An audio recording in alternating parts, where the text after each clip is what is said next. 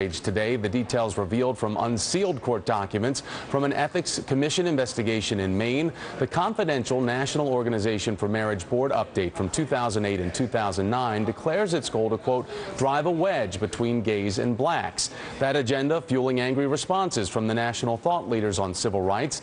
The National Black Justice Coalition saying that these documents expose NAM for what it really is, a hate group determined to use African-American faith leaders as pawns to push their damaging agenda. And Julian Bond, Chairman Emeritus of the NAACP, says it's one of the most cynical things I've ever seen spelled out in this way. It's scary. Joining me this morning is Fred Karger, GOP presidential candidate and the one who called for the Maine investigation, and former president and co-founder of the National Organization for Marriage, Maggie Gallagher. And Maggie, we had a mix-up with our booking on this topic Wednesday. Maggie graciously agreed to return for our segment today, so our thanks to you on that one, Maggie. But first, I want to start with leadership is about casting vision, and your name is cited in these documents. They have subsections and titles, one called Raising the Negatives, and it says we need to interrupt the attempt to equate gay with black and sexual orientation with race. We need to make traditional sexual morality intellectually respectable again in elite culture. Maggie, do you defend your own race baiting to further bigotry and homophobia on a national level? Well, of course, I haven't stopped beating my wife yet because I never began beating my wife. You know, listen, the problem, this was an in-house document. I don't like the language because I think it makes us sound way too big for our britches. The truth is, what we've done since 2009, when that was described, is reach out and work with people across lines of different races, different creeds, and different colors who believe we need to protect marriage as the union of husband and wife. And I would never want to think that any of the minority leaders, whether it's my hero, Senator Reverend Ruben Diaz from the Bronx, or the bishops from the Church of God in Christ, the largest black Pentecostal denomination, or any of the other leaders, you know, it makes me seem much more, or NAM seem much more powerful than it is. It's insulting to suggest that these African American or Latino leaders are standing up because NAM is manipulating them. Obviously, the only reason anyone stands up for marriage at this point in this culture is out of principle, because we believe it's a good thing and we're fighting for Maggie, you bring up right. the Latino community, and in these documents it also mentions Latinos specifically by saying we must interrupt this process of assimilation by making support for marriage a key badge of Latino identity, a symbol of resistance to inappropriate assimilation. What do you mean by inappropriate assimilation, and why is it too far off to think that NAM carries this much power when you're trying to interject yourselves in the marriage equality discussion all over this country? Well, listen, the problem with the premise of your question is it suggests that we're making this up or that we caused this divide. The divide is actually real. This was on the front page of the Washington Post on February 23rd. And it says, black pastors take heat for viewing same-sex marriage as a civil rights matter. All of a sudden, they are bigots and haters, black men, successful ministers, leaders of their communities.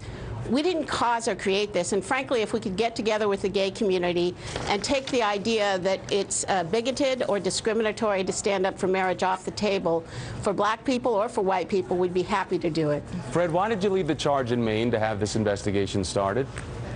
Well, I'd been following the National Organization for Marriage since they formed themselves in California to fight to qualify and pass Prop 8, and I saw that they had spent $500,000 in Maine, and they hadn't reported where their donors came from, which is illegal in the state of Maine. So I was asked by the Ethics Commission to file this report, which I did, and spent a lot of time and used my attorneys to ask for an investigation, and they accommodated it with a 3-2 vote of the Ethics Commission, in spite of Maggie's president, Brian Brown, and this army of lawyers they brought with them. Fred, how does any of this really change, though, the work that NAM does? Doesn't the publicity that all of us provide to this really just send a dog whistle for people who support its work?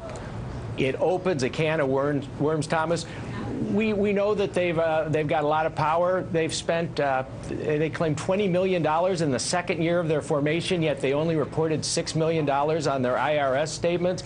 They're manipulating the presidential race. They're citing this $3 million they were going to spend in 2011 and 12 to make marriage a requirement, fighting gay marriage a requirement for the presidential Republican nominees, and we've seen 3 of them that have signed their non-marriage pledge. So they're manipulating not just race baiting and things they're doing to divide and conquer, but they're also inserting themselves in a federal election, which they also have not reported any money. And I'm going to be looking at filing charges against them on that as well. Maggie, I want to ask you, though, about the latest endeavor from NAM to recruit celebrities to be a part of the organization, saying we also recognize the opportunity to gather and connect a community of artists, athletes, writers, beauty queens, and other glamorous, non-cognitive elites across national boundaries. I mean, this sounds like something you'd see on The Daily Show with Jon Stewart, but what is NAM's goal in putting something like that out? Non-cognitive elites. Non-cognitive elites. There's many sources of power, influence, and authority, truth, goodness, and beauty.